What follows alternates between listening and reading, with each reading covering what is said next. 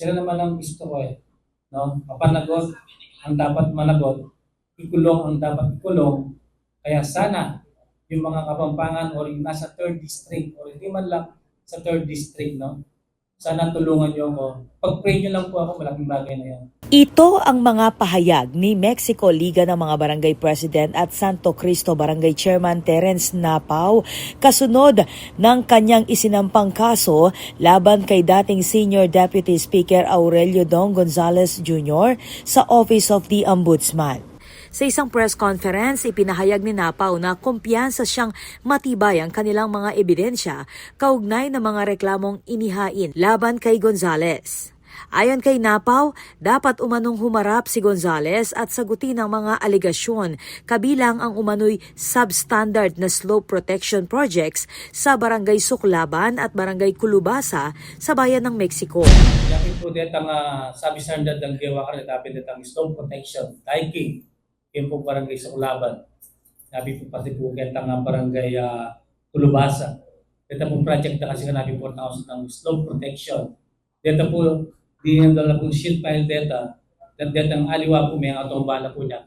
Halos every year po may atombala data. Sinabi rin ni Napao na lumakas ang kanyang loob na magsampa ng panibagong reklamo matapos ang direktiba ni Pangulong Ferdinand Bongbong Marcos Jr. na papanagutin ang umano'y nasa likod ng umano'y maanumalyang flood control projects. Seryoso na ni Presidente, hindi man siya napanood ng buo, pero nasabi niya yung hindi ako presidente ng kamag-anak ko ng pamilya niya, presidente ng kalahatan. Kaya malakas ang loob ko na hindi na siguro may influensyahan ito ng dating Speaker Romualdez. Dahil alam naman natin, si Congressman dong kalyado niya si Congressman Romualdez. No? So tingin ko, as mas bilib din ako ngayon sa Ombudsman, tingin ko walang pipilit o walang sasantuin.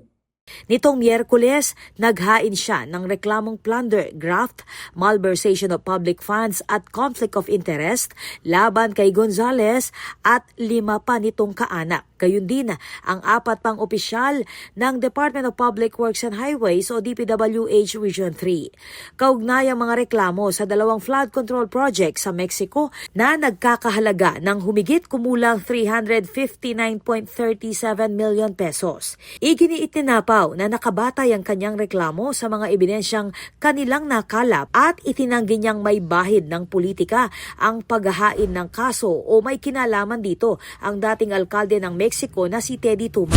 Wala siyang kinalaman sa pag-file or pagpunta ko ng ombudsman kahapon. Wala siyang kinalaman. At saka kung sinasabi nila na nabayaran ako, hindi pagpakita sila ng ebidensya. Hindi naman nababayaran yung prinsipyo ko.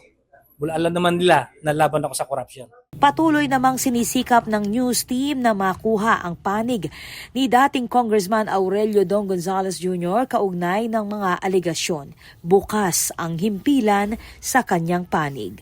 Ako po, Patricia Mamangon para King News Force Pampanga. Balitang tutuking Balen, susuyo.